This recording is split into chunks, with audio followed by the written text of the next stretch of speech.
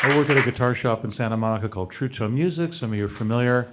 We used to be open till 9 o'clock at night in what we called the dead zone from 6 to 9, where nobody came in downtown Santa Monica, because why would you? All the people that would shop at the store were at home and not coming down.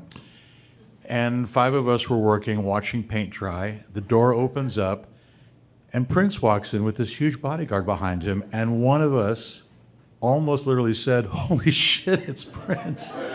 But he just came in, nodded, and started looking around, and everybody was dumbstruck and like didn't know what to do. And I'm like, "Go see if he needs some help." So I walk over, "Hey, you looking at anything?" It's like just nodding, pointing at stuff, asking quietly like, what about this? "Oh, cool. No, don't want to try it out." And just when he was playing guitar, I thought, well, maybe he needs a pick. And as I was going to say, "Would you like a guitar pick?"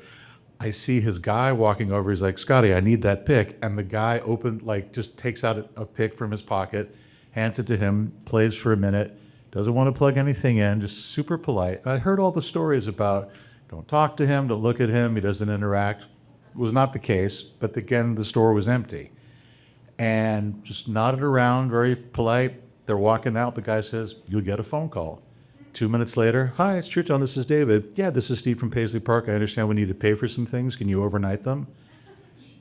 So that was one. The part two of this is that a couple years later, in the daytime, packed store filled with people, Prince and Esperanza Spalding, an amazing young jazz musician, they walk in the back door in matching outfits, which I find out later also matched the PT Cruiser that they should have been.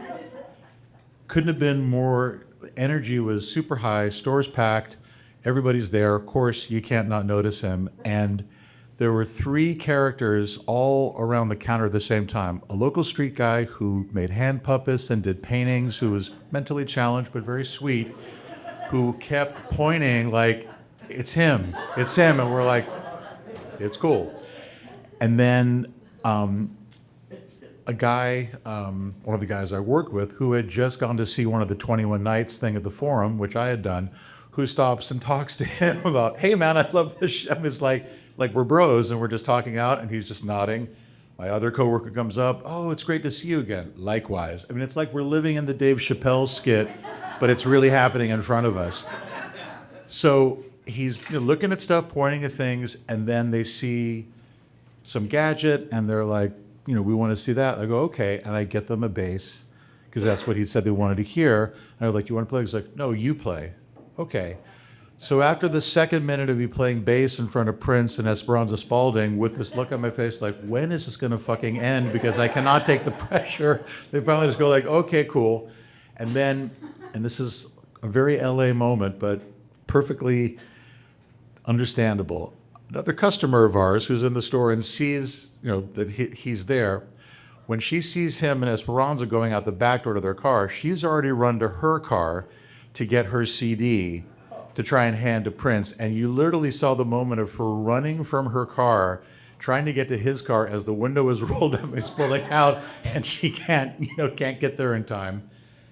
I later find out from another friend of ours, Wendy Melvoin from the Revolution, who's the person that sent Prince into the store because she was a customer. She said, "Oh, bless Janet. I mean, you guess you have to try." I mean, I tell you this, even if she got it through the window, there's no way he was going to listen to her record. But I understand that she had to do it. I probably would have done the same thing if the roles were reversed. And then the postscript to this, which is the ultimate LA moment, and you mentioned John Bryan being at that party. He's an old friend of ours. So I went to a birthday party for Wendy and her twin sister, Susanna, and it was a weird day. It was like right after Kobe died, and it was like the weird Grammys thing. And we're at this cool party, and the first person I run into at this party is John, who I had not seen in years. And we're talking, and then the next thing I know, I realize that there's a whole little rig set up in the corner, and it's all the Revolution, and Andre Simone, and John, and they're all sitting in the corner on these miniature instruments and a tiny keyboard and a kiddie drum kit. And they're just playing Prince songs. They're playing Mountains. I mean, it's like, and I'm just standing there going like, well, clearly this is the party to be at tonight. And I got to say, Prince affected everybody in a lot of different ways. And your story was incredible. But something that Dean said too, it's like these times that we're in are super intense. And I talked to my mom the other night, who's 82 and lived through, a different time in this country, just like some of us read about. She was actually there for all this. And she said, honey, it's been worse and it might get worse after this, but we will find a way to get through it. So whatever it is that you need to do to get through it, whether it's listening to I Want to Be Your Lover all day long on your headphones or whatever, just find a way to get through it. Trust me, I do it every day. And thank you for having this, Marina.